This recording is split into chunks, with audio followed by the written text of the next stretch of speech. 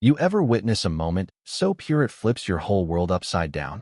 That's what happened to Benjamin Carter the day he stepped into his own backyard and saw Emily Reyes, 26 years old, bent over a rusty old barrel in the sunshine, washing his twin boys with the kind of gentle patience you only see in folks who've had to love hard and lose harder. I mean, picture this. The garden behind a mansion in Silver Hills, flowers all in bloom, sun pouring through the trees like it was made for a painting, and there's Emily, pouring warm water over little Leo's head while Liam splashes and giggles, completely naked under the sky, not a care in the world, except maybe for Emily, who's looking at those boys like they're her whole reason for being on Earth, humming a lullaby, and somehow you just know she means every word. You know what I mean. Now, maybe none of this would have happened. Maybe the whole mess could have been avoided if Benjamin hadn't pulled up that morning, home way earlier than planned after another brutal investor meeting. He's this millionaire tech guy, founder of a company folks whisper about in boardrooms. But when he hears laughter drifting around his own house, he follows it, tired, worn out, but still the kind of man who notices when something's off. And what he finds stops him cold. He sees his sons, his pride and joy, sitting in a battered old tub in the middle of the yard, and Emily kneeling beside them, calm as you please.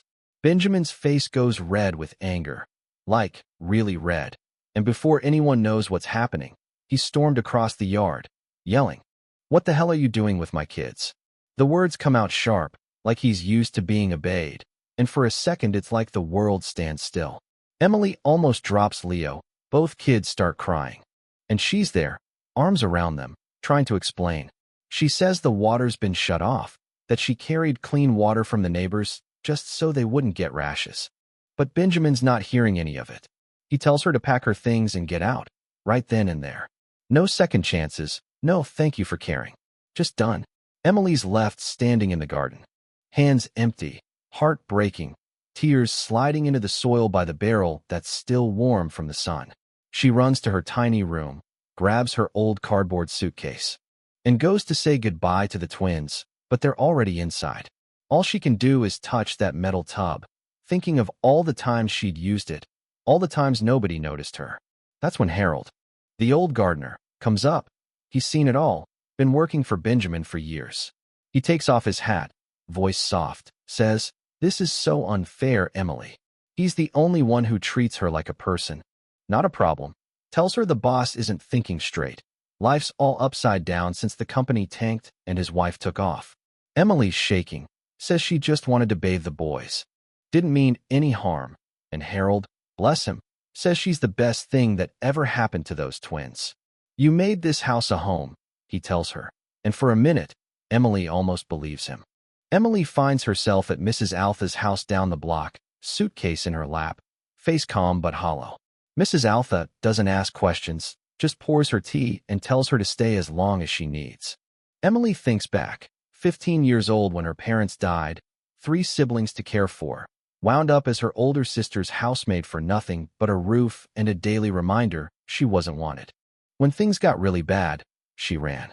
That job posting at the Carter Mansion was her first real chance after washing dishes, cleaning houses, barely scraping by. She walked in with nothing but honest eyes and one clean shirt, and somehow that was enough for Benjamin. Back then, desperate for help with twin babies who wouldn't stop crying. From day one, Emily fixed everything nobody else could. She figured out Leo's allergies, spent her first paycheck on fresh goat's milk, propped up Liam's crib to help him sleep, never bragged, never complained. She turned her tiny room into a little haven for those boys, made mobiles from scraps, sewed curtains, brought color and calm to a house that had none. Benjamin didn't notice at first, but even he started sleeping better, work didn't feel so heavy, and the boys finally smiled. Only Mrs. Clarissa, the old housekeeper, seemed unhappy, resentful, spreading rumors, planting little seeds of doubt that would grow into real trouble later.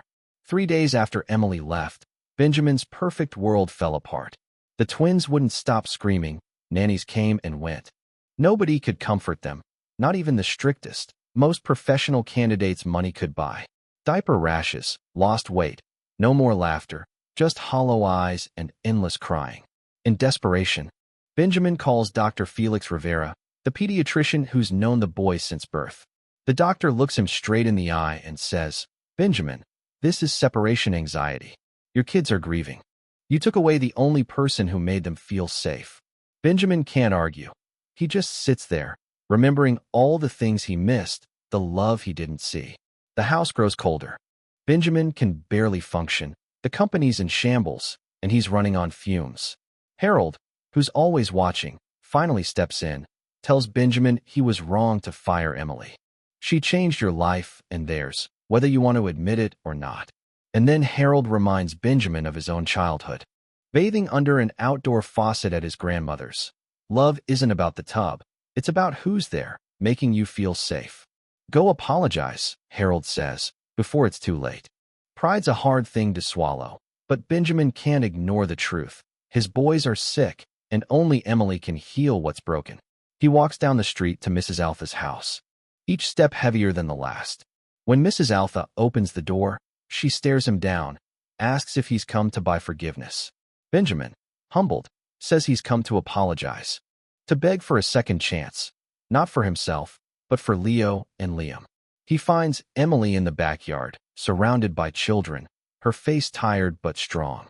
He tells her the twins are in the hospital, sick for missing her, and for a moment, the wall between them wavers. Emily isn't ready to forgive, but when he offers to support the 3 orphans she's taken in, she sees he means it. She agrees to visit the twins, not for Benjamin, but for the boys.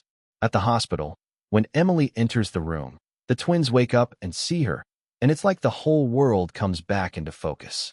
They cry for her, reaching out, and she holds them close, tears falling into their hair. Even Benjamin, who thought he'd seen it all, has never witnessed anything so honest, so full of grace. Emily comes back to the estate, but not as a nanny. This time, she's part of the family.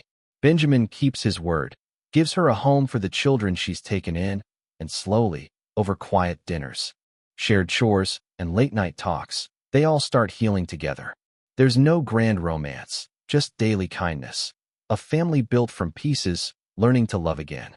One night, after Lily falls sick and Benjamin drives her to the ER, Emily finally lets herself break down, and Benjamin holds her hand, whispering, "You're not alone. I'm here." That's all it takes.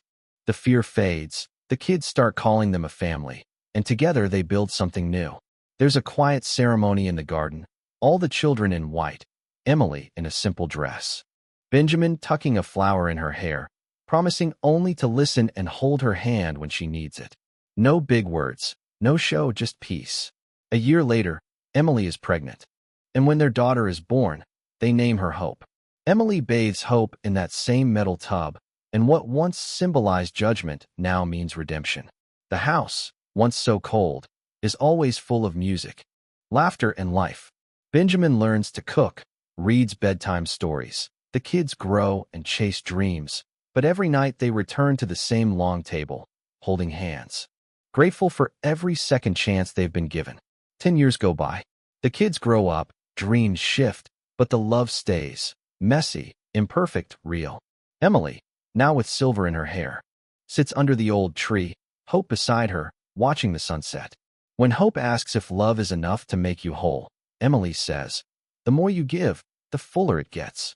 And that's the truth, the real legacy, not money, not fame, just a home where every broken heart is welcome, where love is a promise you keep, even when life tries to break you. So, let me ask you, what do you think? When is love enough, and what would you have done in their place? Share your story, your thoughts, your truths. This is a story about redemption, about second chances, and about what we're willing to fight for when everything else falls away.